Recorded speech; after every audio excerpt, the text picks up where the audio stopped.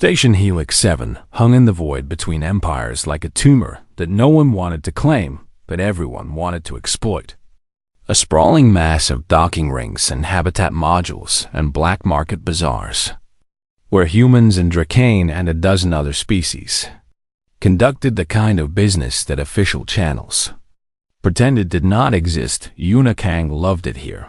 She walked through the crowded market corridors with the easy confidence of someone who had grown up in places where showing weakness meant losing everything. Her dark hair tied back and her worn leather jacket hiding the scars that mapped her body like a history of close calls and narrow escapes. "You are trying to cheat me," she said to the fuel merchant blocking her path, her tone more amused than angry. "And I want you to know that I respect the effort, even though it will not work."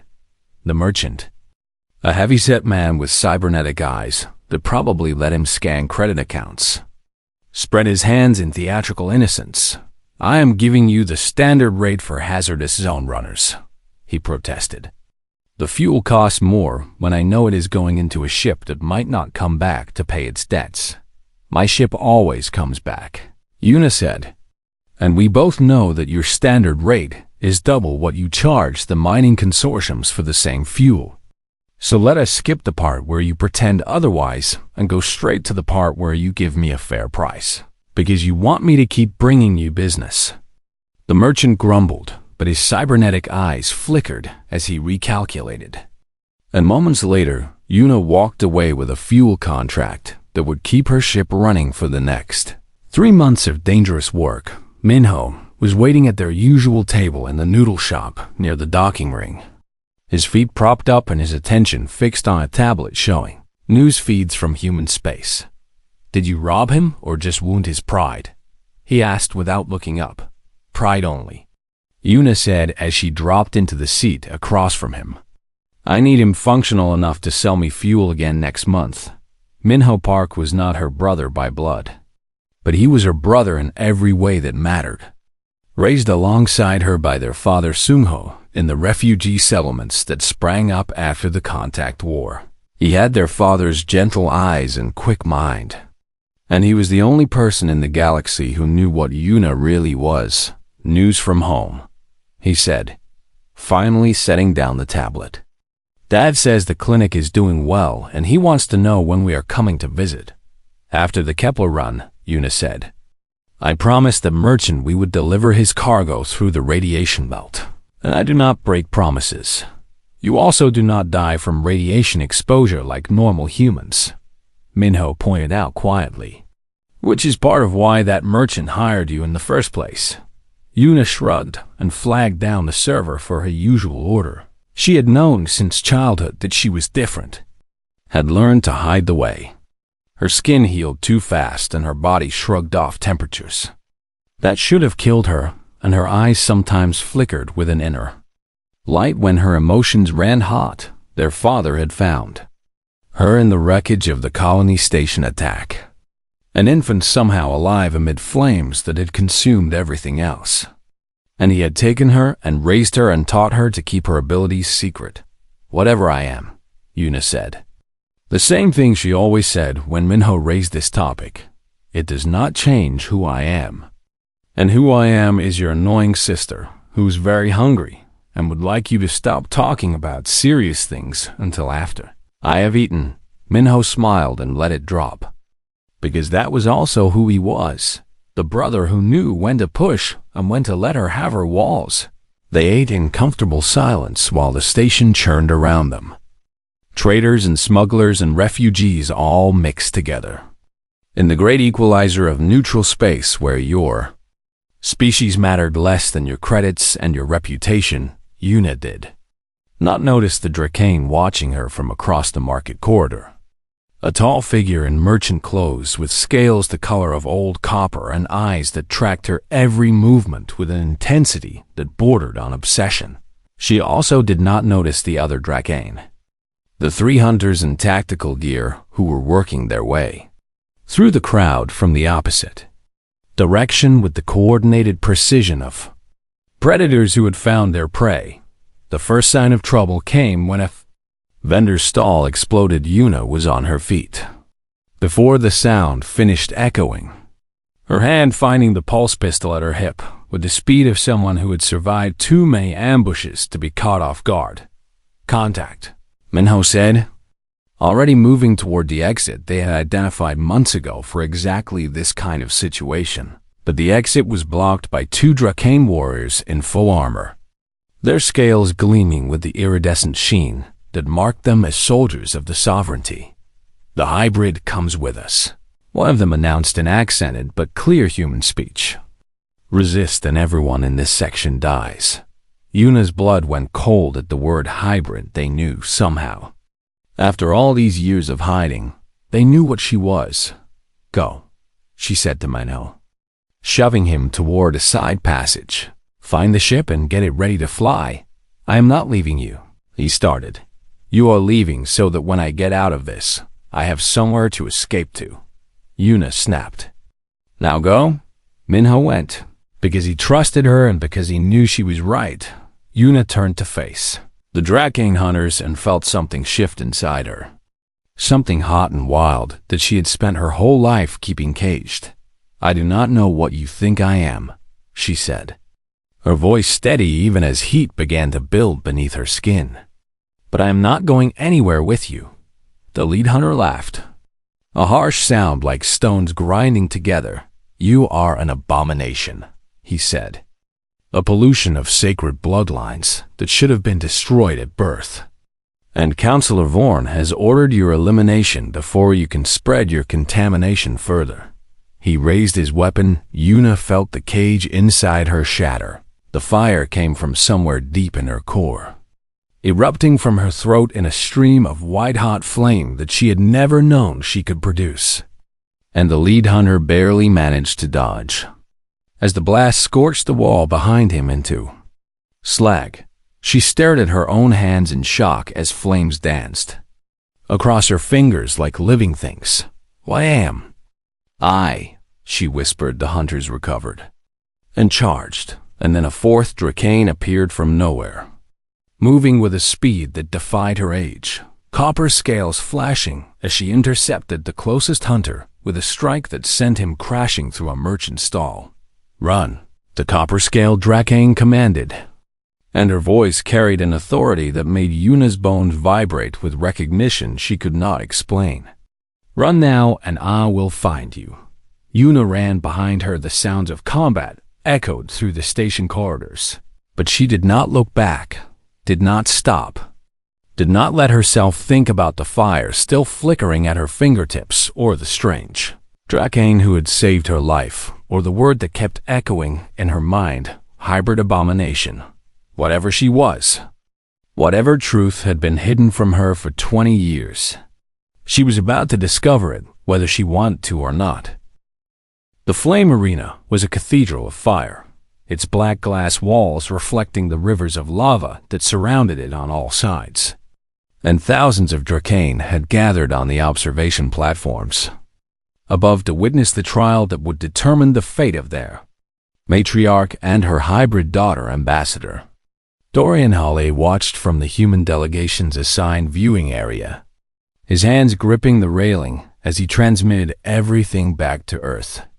Because whatever happened in the next hour would reshape relations between their species for generations. In the arena below, Serafina and Yuna stood side by side, their postures mirror images of defiance, while Thesis circled them with the patient confidence of a predator who believed victory was already assured. "You could have lived out your remaining years in exile," Thesis called to Serafina. "Instead, you brought your contamination to our sacred world and forced me to destroy you in front of everyone." "I brought my daughter home," Serafina replied calmly. "Something I should have done 20 years ago." Thesis' response was a stream of white-hot flame that forced both mother and daughter to dive in opposite directions. The battle had begun. Thesis was fast and powerful and utterly ruthless, pressing her attacks with the relentless energy of youth, while Serafina countered with the precision of centuries of experience. And Yuna found herself struggling just to stay alive as she faced a style of combat she had never trained for. You do not belong here. Thesis snarled as she drove Yuna back toward the lava's edge. You are not one of us, and you never will be.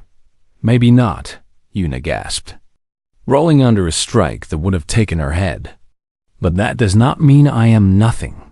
She retaliated with a burst of fire that Thesa blocked easily. Laughing at the attempt, your flames are weak, hybrid. You are barely a spark compared to a true Dracane. Yuna knew she was right. Knew that in a pure contest of fire she would lose. But fire was not the only thing she had inherited.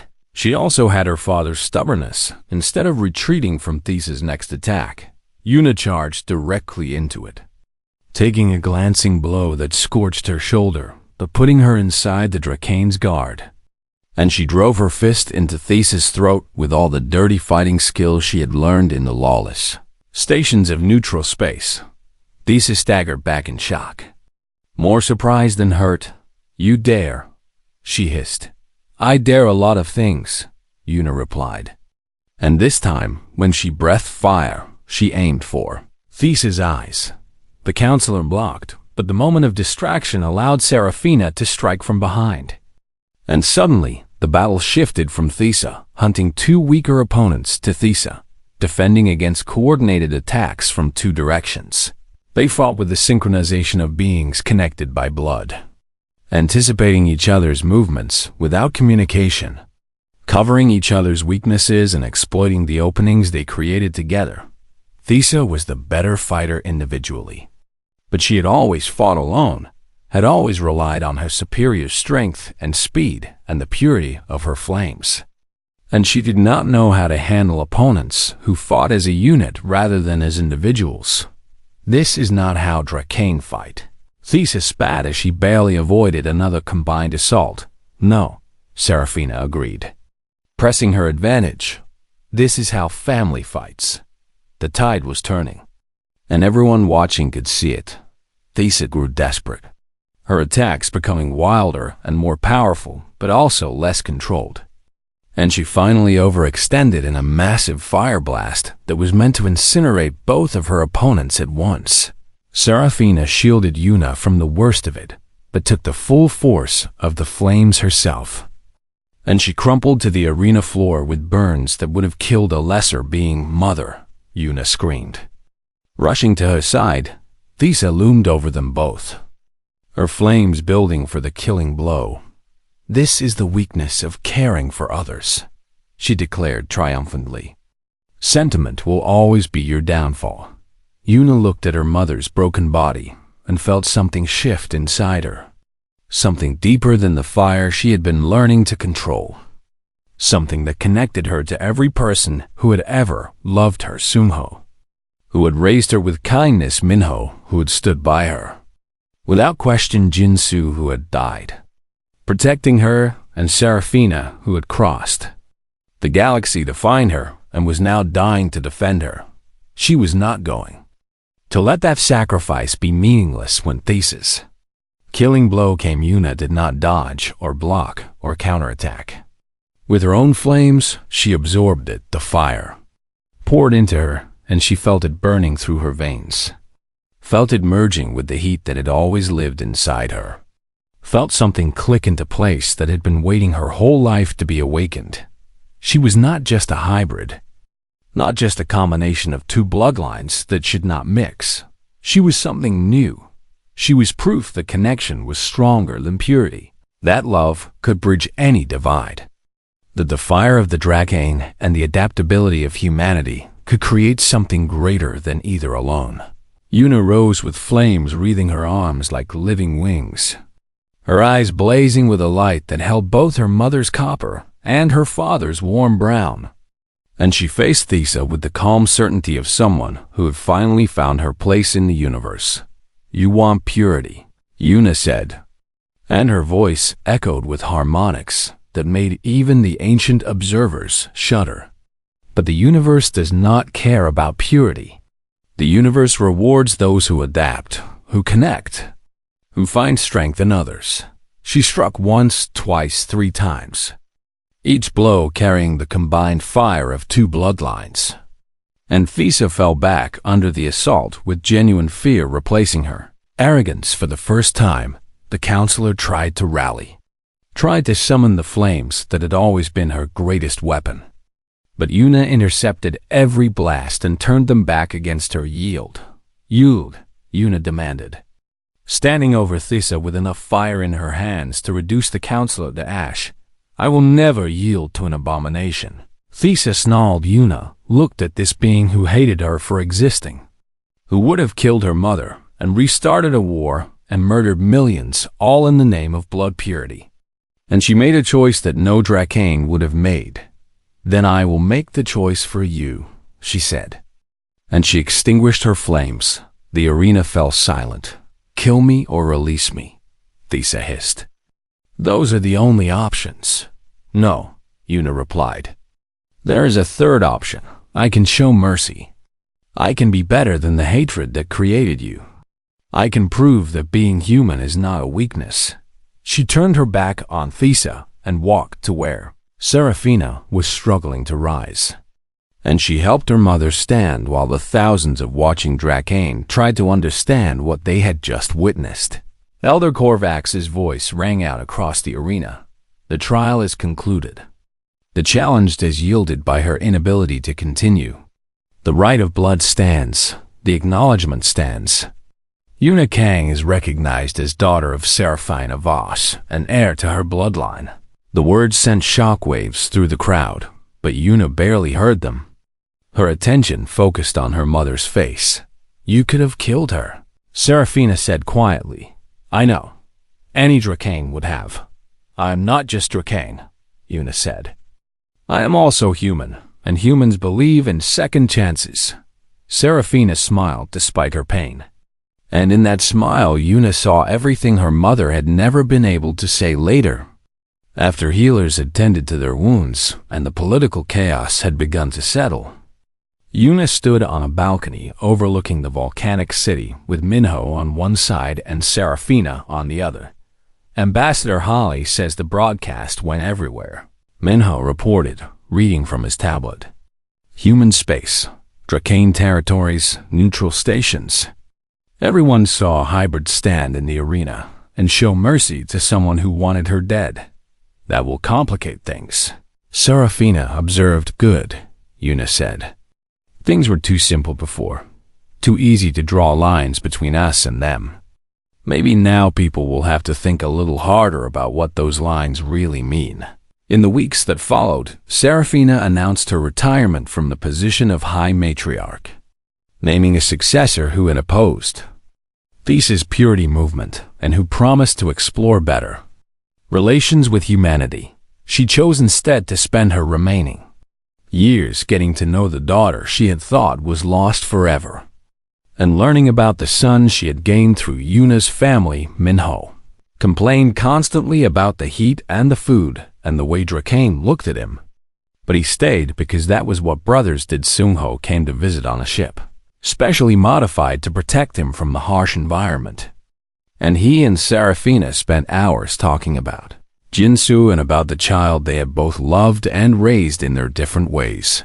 And Yuna began the work she had been born for, serving as a bridge between two peoples who had feared each other for too long, using her unique nature not as a weakness, but as a strength that could bring others together. She stood one evening at the edge of a volcanic cliff, watching the sun set over rivers of molten rock, and she let fire dance across her fingers without shame or fear. Seraphina joined her, and they stood in comfortable silence as the sky turned from red to gold to purple.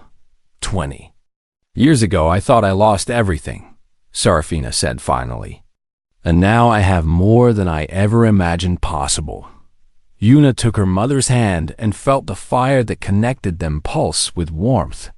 20 years ago, I did not know who I was, Yuna replied. Now I know exactly who I am. I am Yuna Kang, daughter of Jinsu Kang and Seraphina Voss, sister of Minho Park, child of two worlds. The planet Parathis burned beneath them like a wound in space. Its surface a maze of volcanic ranges and rivers of molten rock that cast an orange glow visible even from orbit. And Yuna pressed her face against the viewport like a child seeing something magical for the first time. "Your ancestors were born in those flames," Serafina said quietly, standing beside her daughter as the ship descended through clouds of ash and smoke. "The first Dracane crawled from the volcanic vents millions of years ago, and we have carried that fire within us ever since." "It is beautiful," Yuna admitted, and she was surprised to find that she meant it, that something in her blood was responding to this burning world with recognition rather than fear. "It is also extremely dangerous for humans," Minho pointed out from the pilot's seat. "I am reading atmospheric temperatures that would cook me alive if I stepped outside without protective gear." "You will remain in the ship during the trial," Serafina said. "The flame arena is sacred ground, and only Dracane may enter." "And hybrids?" Yuna asked. "That is what we are about to find out." The ship landed on a platform carved into the side of an active volcano, and a delegation of Dracane warriors waited to escort them to the capital city that spread across the caldera below. Serafina had sent word ahead of their arrival, formally acknowledging Yuna as her daughter under ancient laws that had not been invoked in centuries. And the reaction from the Dracane court had been exactly what she expected. Shock and outrage and demands for immediate execution, but the laws were clear. And Elder Korvax Drell had confirmed that the acknowledgement was valid under traditions that predated the current purity codes. And so Serafina and her daughter would be allowed to enter the capital and face the trial that Council of Orn had demanded the city was called Infernus. And it took Yuna's breath away. Towers of black glass rose from pools of lava, connected by bridges that glowed with internal heat. And everywhere she looked, there were Dracane going about their lives with the casual confidence of beings who had mastered fire itself. They stared at her as she passed. These dragon people who were half of her heritage, and their gazes held confusion and disgust, and occasionally something that might have been curiosity. "They have never seen a hybrid before," Serafina explained. "Most believe such a thing is impossible, that the bloodlines cannot mix. And yet here I am," Yuna said, lifting her chin and meeting the stares with the same stubbornness that had gotten her through a lifetime of being different. They were brought before the Council of Flames, the ruling body of the Dracane sovereignty. And Yuna stood beside her mother in a chamber that burned with light from a dozen fire pits while ancient beings judged whether she had a right to exist. Council of this Avorn was everything Yuna had expected and worse. A Dracane in the prime of her power, with scales that gleamed like polished silver, and eyes that held nothing but contempt for the abomination standing before her. This creature should be destroyed immediately, Thesa declared, her voice ringing through the chamber. "It is a pollution of our sacred bloodlines and an insult to everything we hold pure. The creature has a name," Yuna replied before Serafina could stop her. "And she is standing right here and can hear you perfectly well." Gasps echoed through the council chamber at her audacity. Thesa's eyes narrowed with fury. But before she could respond, an ancient voice cut through the tension like a blade. "The child speaks with fire in her spirit," said Elder Korvax Drell, rising from his seat with the slow dignity of someone who had seen civilizations rise and fall. "That at least is properly Dracane." He was the oldest being Yuna had ever seen. His scales faded to a dull gray, and his body bent with the weight of millennia. But his eyes still burned with sharp intelligence. "The acknowledgement stands," Korvax continued. "Matriarch Serafina has invoked the ancient rites, and the child is recognized as her blood. Whatever else she may be, then let the trial proceed," Thesa snarled. "Let us settle this matter in the flames as our ancestors did. The trial will proceed at dawn," Korvax agreed, "and the terms are clear. Combat to submission or death between the challenger and the challenged. I add a secondary claim," Thesa announced. And her smile was cruel. The hybrid must also face judgment. If she is truly Dracane as her mother claims, then let her prove it in the arena. The council erupted in argument, but Una barely heard it. Her attention fixed on Thesa's satisfied expression and the trap that had just closed around them both. That night, Seraphina and Una sat together in the guest chambers assigned to them, a room carved from volcanic rock that pulsed with comfortable warmth. And for the first time, they spoke not as strangers learning each other, but as mother and daughter, facing what might be their last hours. "Tell me about my father," Una said. "Not the facts. Tell me what he was like. Tell me why you loved him." Seraphine's eyes grew distant with memory, and her voice softened in a way that Una had not heard before. "He was the first being I ever met who was not afraid of me," Seraphina said.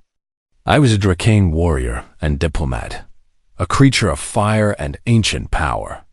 And he looked at me like I was just a person who might want to share a cup of tea." She told Una about their first meeting at a diplomatic reception, about Jinsu's terrible jokes and his genuine kindness and his absolute refusal to be intimidated by anyone or anything. She told her about falling in love slowly and then all at once, about stolen moments and secret messages and a connection that should have been impossible between two beings from such different worlds. She told her about the day Una was born, about holding this tiny creature who carried fire in her veins and looking into eyes that held her father's warmth and her mother's strength. "He was so proud," Seraphina whispered.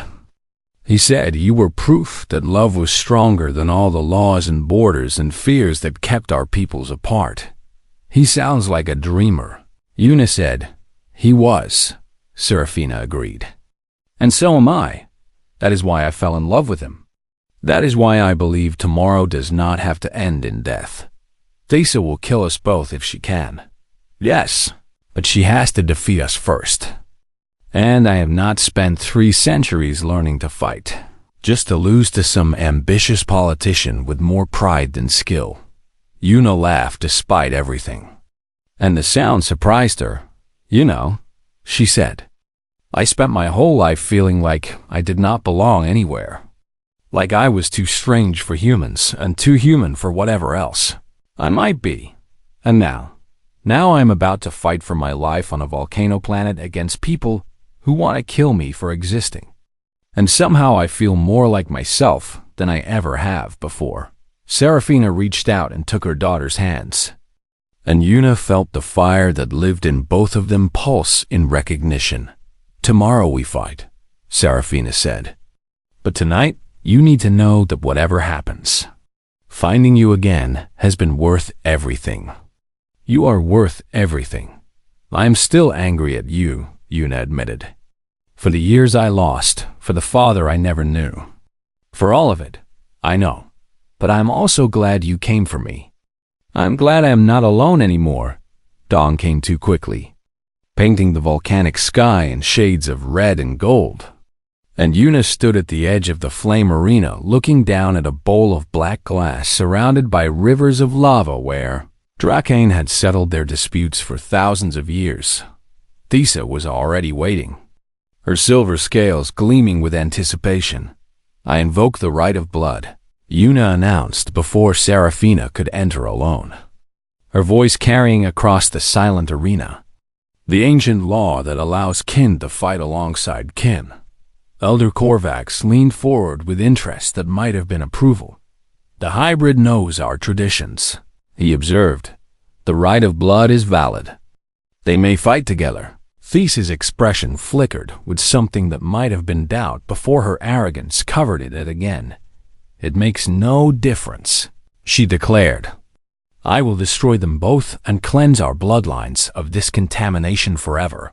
Mother and daughter descended into the arena together, their fire rising to meet the flames that awaited them. The ship was small and fast and currently racing through an asteroid field at speeds that would have killed anyone with slower reflexes, and Una sat in the co-pilot's seat staring at her hands while Minho handled the flying and tried not to ask the 1,000 questions that were clearly Burning in his throat, the copper-scaled Drakane sat in the passenger compartment behind them. Her breathing labored from wounds she had taken fighting the hunters, and she had not spoken since directing them to this remote moon where she promised they would be safe. "We need to land soon," Minho said, his voice tight with controlled fear. "Whoever she is bleeding badly, and I do not think Drakane physiology responds well to human medical care." Yuna finally looked up from her hands, where the ghost of fire still seemed to dance beneath her skin.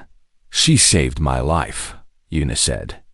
"And she knew what I was before I did, which means she might be the reason those hunters found you in the first place." "No," came the rough voice from behind them, and the Drakane pushed herself upright despite her injuries. "The hunters came because of Counselor Vaughn's surveillance network, not because of me. I came because I received the same intelligence, and I could not let them kill you." "Why?" Yuna demanded, turning to face the stranger who had thrown herself into combat against her own species for a hybrid she had never met. Why would a Drakane risk everything to save an abomination? The Drakane's burning eyes met hers and held them with an intensity that made Yuna's chest ache for reasons she did not understand. "Because you are my daughter," Serafina said, "and I have already lost you once."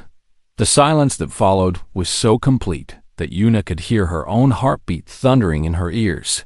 "Your daughter," Minho repeated flatly. "You expect us to believe that?" "I expect nothing," Serafina said. "I am only telling you the truth that I should have told you 20 years ago if I had known you survived." She began to speak, and the story that emerged was one of impossible love and terrible choices. She told him about meeting Jinsu Kang during her diplomatic posting on Earth, about the connection that grew between them, despite every law and custom that should have made it forbidden, about the child that Serafina carried in secret and gave birth to on a hidden station where no one would know.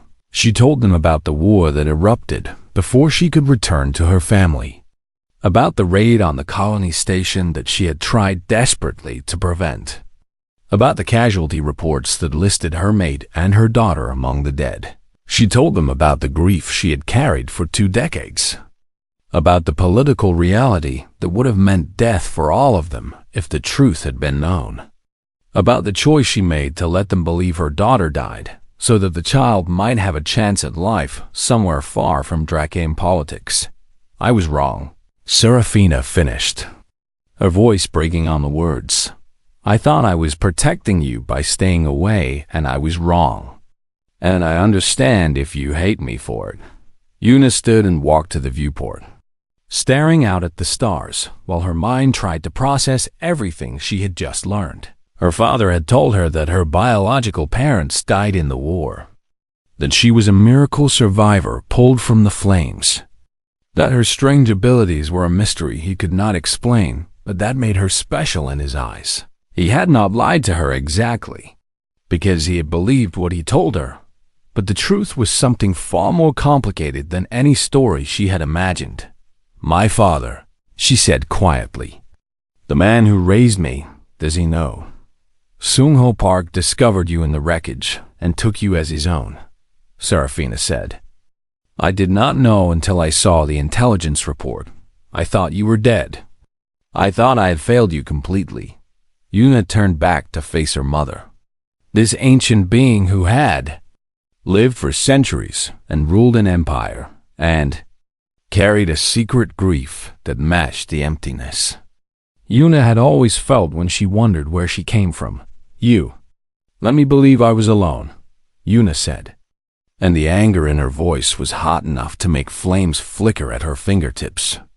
"You let me spend my whole life not knowing who I was or why I was different or whether there was anyone in the galaxy who shared my blood." "Yes," Serafina said simply, not defending herself, not making excuses. "And it was the greatest mistake of my very long life." Minho stepped between them, his hand on Yuna's arm in the steadying way that had always brought her back from the edge. "We can deal with family drama later," he said practically. Right now, we need to land before our guest bleeds out. And then we need to figure out how to survive, because those hunters are not going to stop coming." He was right, and Yuna knew it. And she forced the fire back down into that place inside her where it had lived hidden for so long. They landed on the moon Seraphina had indicated, a barren rock with an abandoned mining station that provided shelter and basic supplies. And Minho used his medical training to patch up Seraphine's wounds as best he could, while Yuna stood watch at the entrance. Hours passed before Seraphina was stable enough to speak again. And when she did, she asked Yuna to sit with her. "I cannot undo the past," Seraphina said. "But I can teach you what you are if you will let me." "What I am is apparently half-dragon," Yuna said bitterly.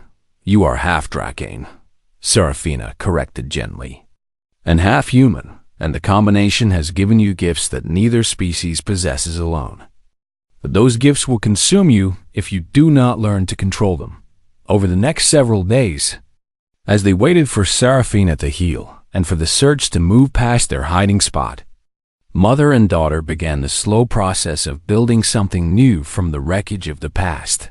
Seraphina taught Yuna how to breathe fire without burning herself, how to regulate the heat that built inside her, how to access the enhanced senses and accelerated healing that were her birthright as a child of two worlds. In return, Yuna told her mother about growing up in the refugee settlements, about Sungho's kindness and Minho's loyalty, about the life she had built hauling cargo through dangerous space because she was too stubborn to die and too proud to do anything safe. She told her about Jinsu too, the story Sungho had shared about his friend who died protecting his daughter, the kind of man who laughed easily and loved completely and saw hope even in the darkest moments. He was extraordinary, Seraphina said when Yuna finished. And for the first time, Yuna saw her mother smile. "And you have so much of him in you." The moment was shattered by Minho bursting through the door with his tablet in hand. "We have a problem," he announced. Council of Vorn has issued a formal challenge to Seraphina, something called a trial by fire.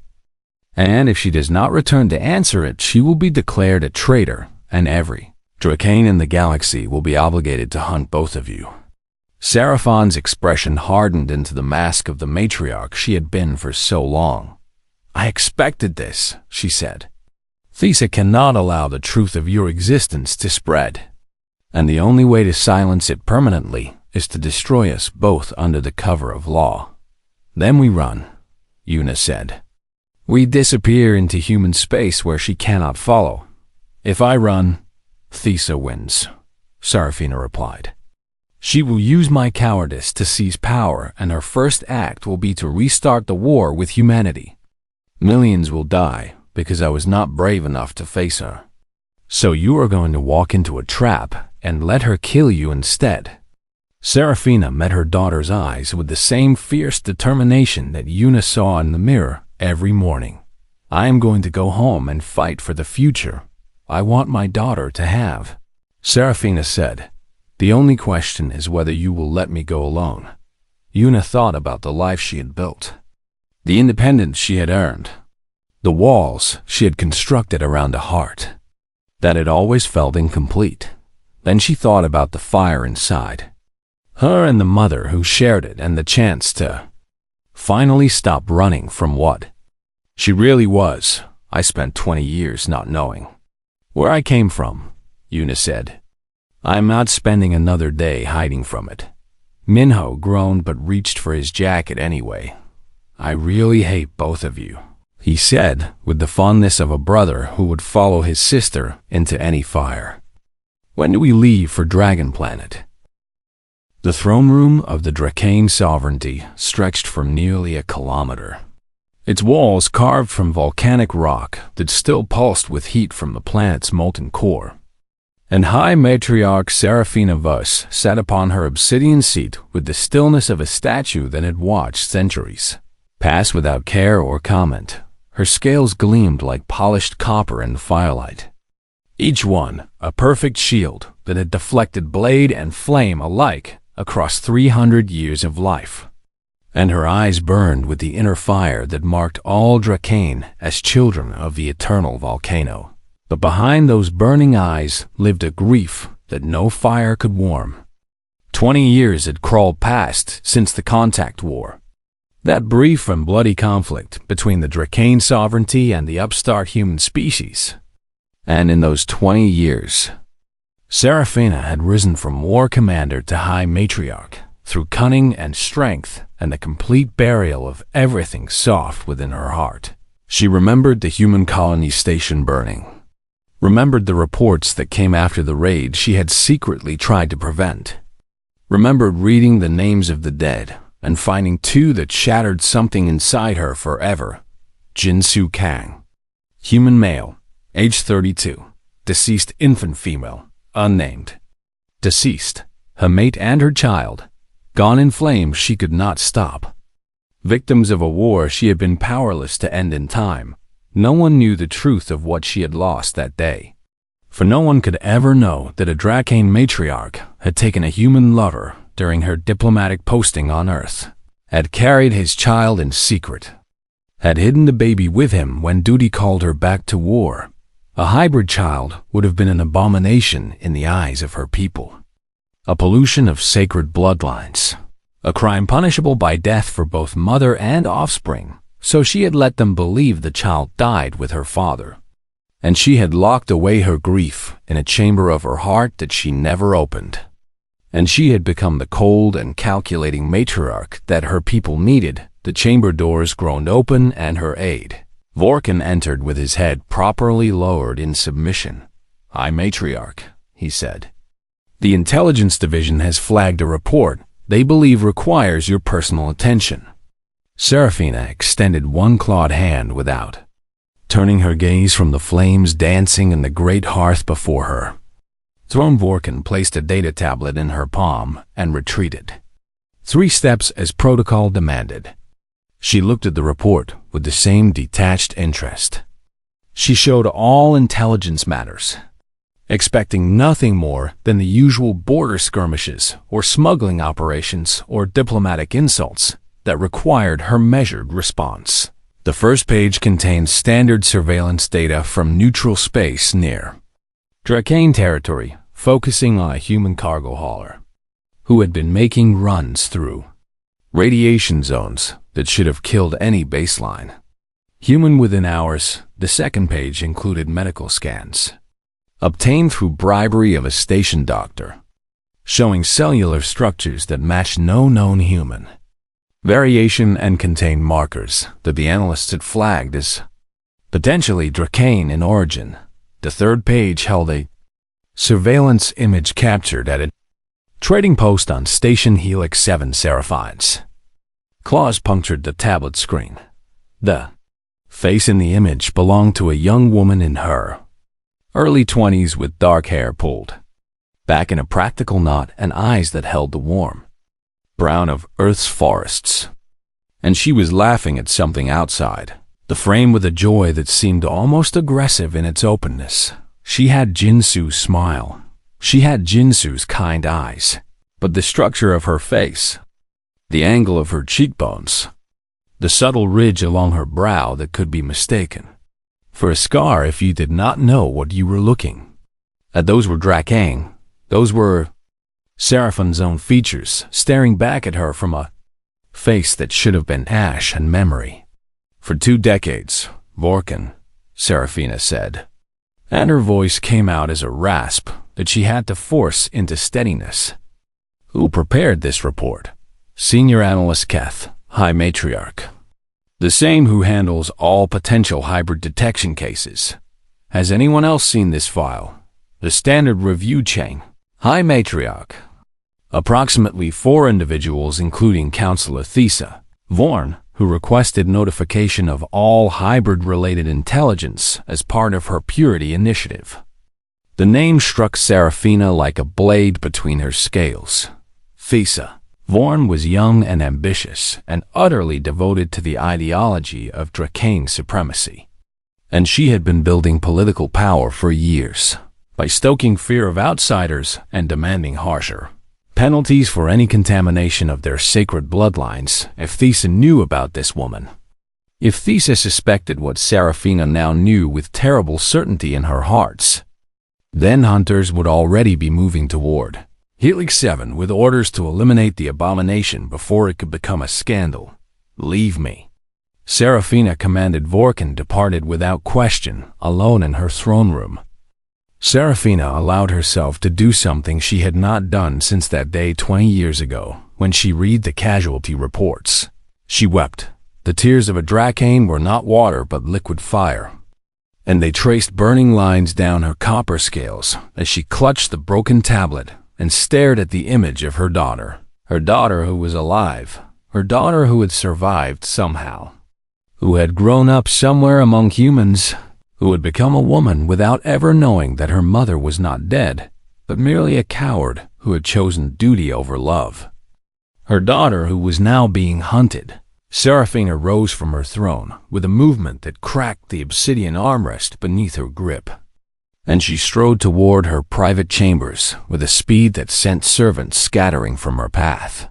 She had been High Matriarch for 15 years, had guided the sovereignty through peace and prosperity and careful expansion, had earned her place through sacrifice that no one would ever understand. None of it mattered now. She summoned her personal transport, a fast courier ship that could cross the distance to Helix 7 in 3 days if pushed to its limits. And she began removing the ceremonial armor that marked her rank. Beneath it she donned the plain traveling clothes of a merchant. Dull gray fabric that hid her distinctive scales and a hood that shadowed her face. She left no message for the council, filed no flight plan, told no one where she was going or why for the first time in 20 years. High Matriarch Seraphina Voss acted not from duty or strategy or political calculation. She acted as a mother, and somewhere in the lawless reaches of neutral space, a young woman named Yuna Kang was haggling over fuel prices, completely unaware that her entire life was about to collapse into chaos, completely unaware that the mother she had never known was racing toward her across the stars, completely unaware that other hunters with far darker intentions were already closing in. The game was set, the pieces were moving, and the flames of the past were about to ignite a fire that would change the galaxy forever.